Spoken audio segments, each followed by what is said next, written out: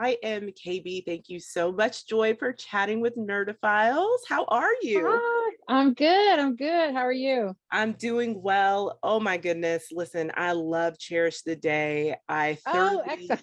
I know, I listened. I loved the first season. So I was super thrilled when you got announced in the second season. I love that it's a new love story, a new journey, kind of every single season. I think that makes it just much more rich. Like you have to kind of experience the couple in that short period of time, and then that's it. Right, right, right. So tell me about kind of what, if anything, did stepping into Sunday's shoes really teach you about forgiveness? Oh, well, um, I guess that, sometimes, people make mistakes and go off path or go off track. And sometimes they hurt other people intentionally, unintentionally. I mean, especially like when you're younger, like, I mean, pretty much anything is fair game then. Yes. But to be able to grow and move on from that and see people for who they are in the here and now versus who they used to be. Um, I mean, I believe, I mean, there's some people who's like, oh, people don't never change. I mean, I think there is some truth to that. Some people don't ever change, but I think everyone has the capacity to change. And sometimes, you kind of have to wait for things to cycle through again and come back around again, by staying open and flexible and forgiving and understanding and stuff. So if Sunday hadn't done that, then there would not have been a chance for her and Ellis to get back together Oh after all that past pain from their younger years. It's like, people grow up. yes. It's interesting because when she first kind of is taken aback by seeing Ellis again, you can see that she has joy, right? Like it's not Mhm. immediate apprehension. Like she is Well, she very does have joy. I mean, she does have joy. she does have joy, but she's happy about it. Like there isn't a Yeah. lot of apprehension. So when do you think kind of that apprehension kind of comes in for Sunday when it comes to maybe rekindling their past in a romantic sense? Like I find that I was like, oh, she's excited to see him, and then we get deeper and we're like, okay, like there's a lot of hurt and a lot of past trauma there. But I'm like, girl, so many decades have passed by this point. I mean, it's what, like 20 years? It's like, Yeah, girl, let it go. yes. Well, I mean, I think that like initially, like, she's excited, she's sort of like, oh wow, like, that blast from the past. And then as time, as a little bit of time goes on, then, the old stuff, the bad stuff starts to kind of sort of enter the picture and trickle back in again. And especially as they start to you know really reconnect again, right? And it's like now it's like a whole new host of things that are now in play, whether it be like the family or the relationship with his ex, and again the sort of things from the past that came up, that could be hard to let go. Maybe she thought she had let them go, but really they never really went anywhere. They sort of just kind of like went undercover for a while. So it's like when when people meet and you're all excited and like, but as time goes on, like everyone reveals who they are, and Yep. if you're gonna be messing with somebody, like you're messing with them like a hook or crook. Like everyone's perfect when you first meet them ish. Mhm. And Until you get to then the real. until you get to the real. And I think that, like, for her, they get to the real, and then it's like, all right, cool, like now your life is like this, his life is like this. If you're going to give it a go, it's just going to require some other things that you're going to have to access in order to um have a mature and adult relationship. Mm. Yeah.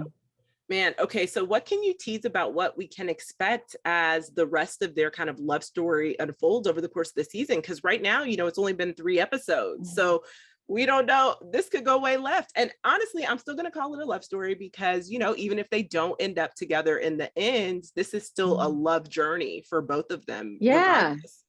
Yeah. I mean, what can I tease? I mean, I don't know without giving things away. I mean, just other than like, I mean, I said, it's a love journey.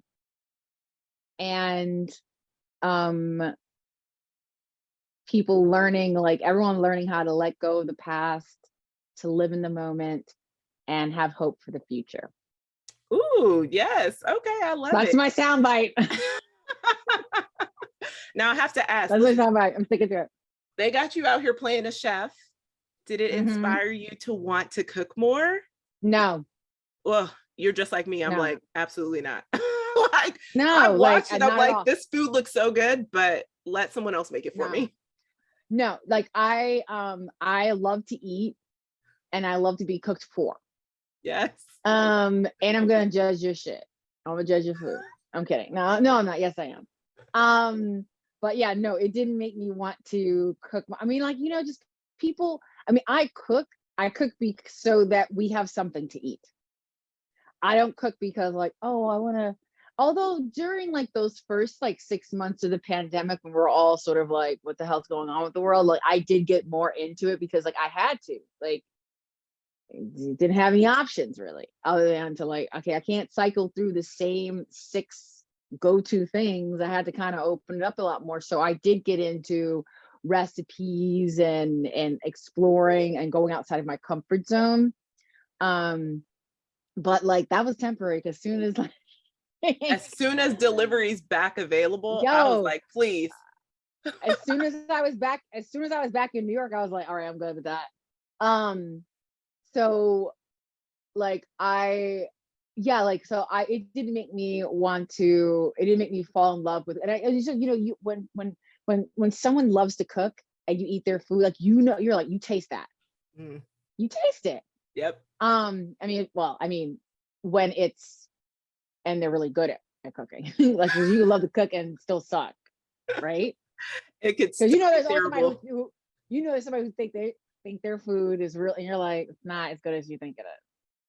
Um, but like when someone loves to cook and it's really good, like, I mean, you can just taste love in there. I mean, it's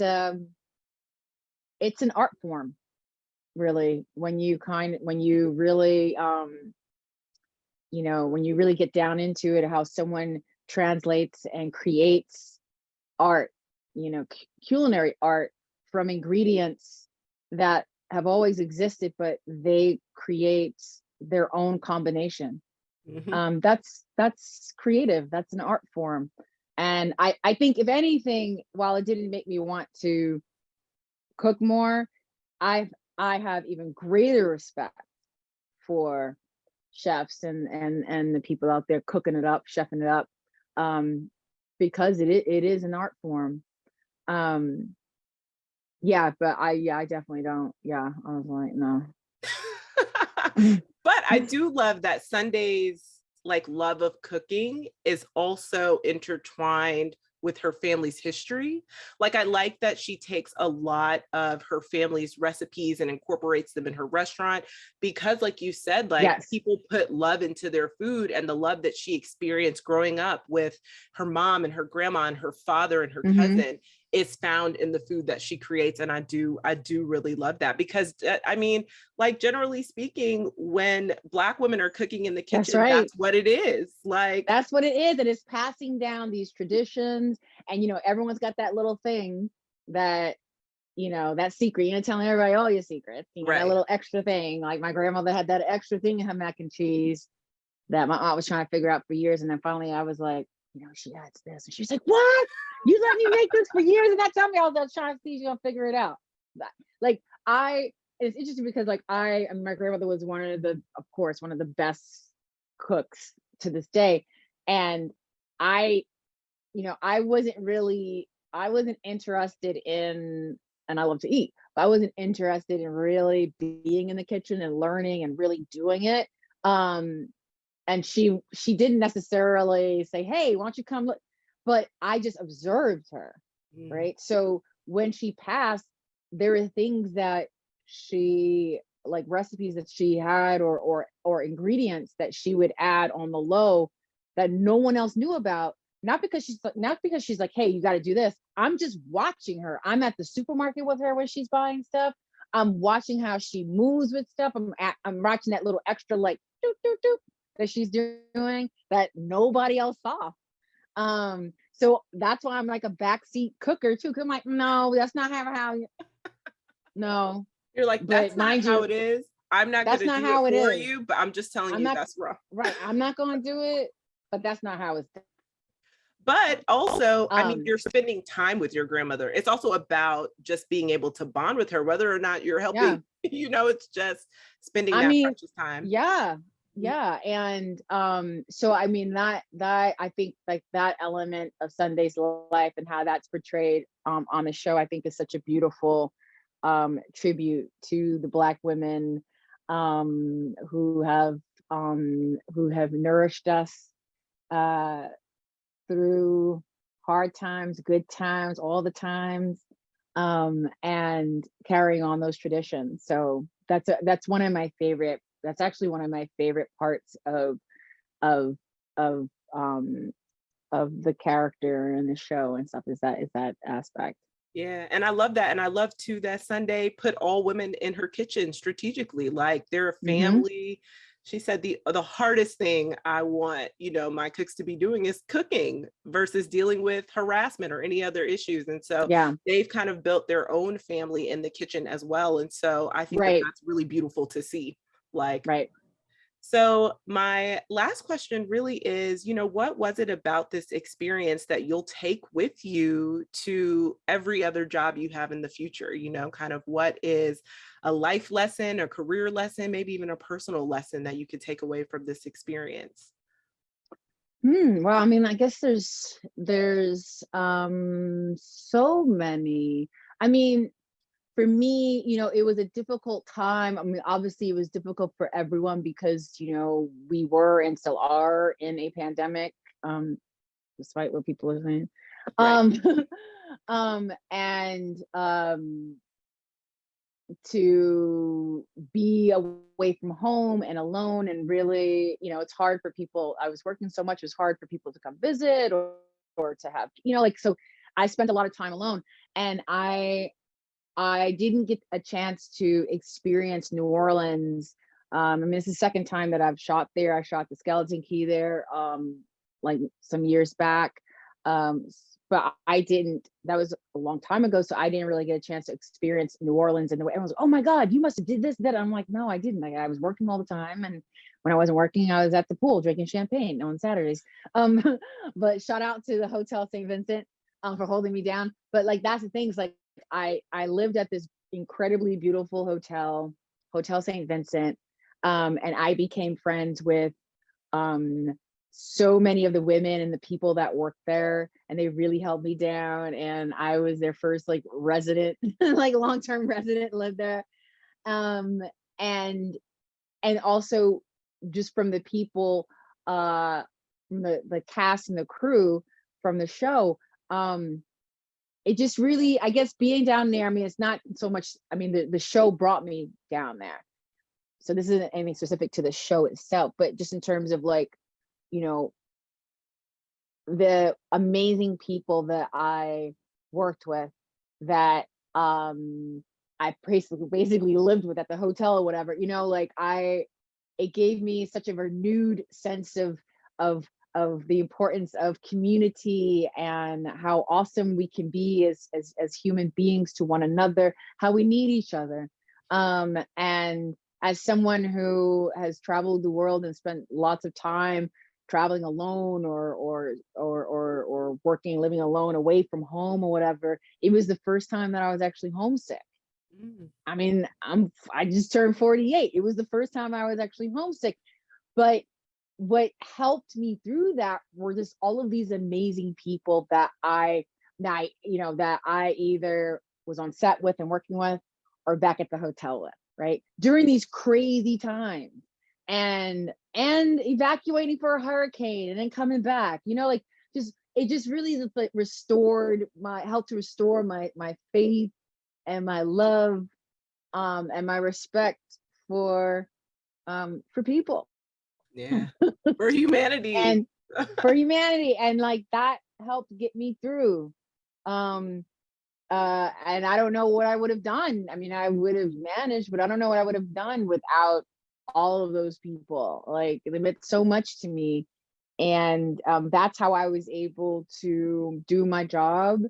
um that's how I was able to not be sad about, like, that's how I was able to, like, all right, cool, this is what it is. I got my people's holding me down. Okay, great.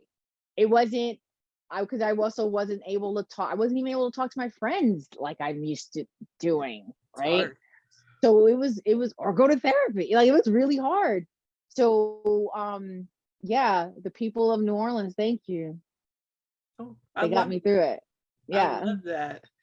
Well, thank you so much for your time and thank you so much for chatting with Nerdophiles. I really cannot wait for everyone to see the remaining episodes of this season because it is a delight. I find that we just need to tap into more Black joy always on screen Yes. because I Yes. just find that, like, And we Black deal with a joy. lot of trauma. Like, let's have some joy, let's have some love. And that's what I adore about this series is love is complicated, but the love is there. And so I Yeah. appreciate it. That's why I did it, because I was like, wow, this is so perfect time for a love story, especially one like this. So I'm Yes. excited for people to experience it and enjoy it Yes, thank with you so joy. much.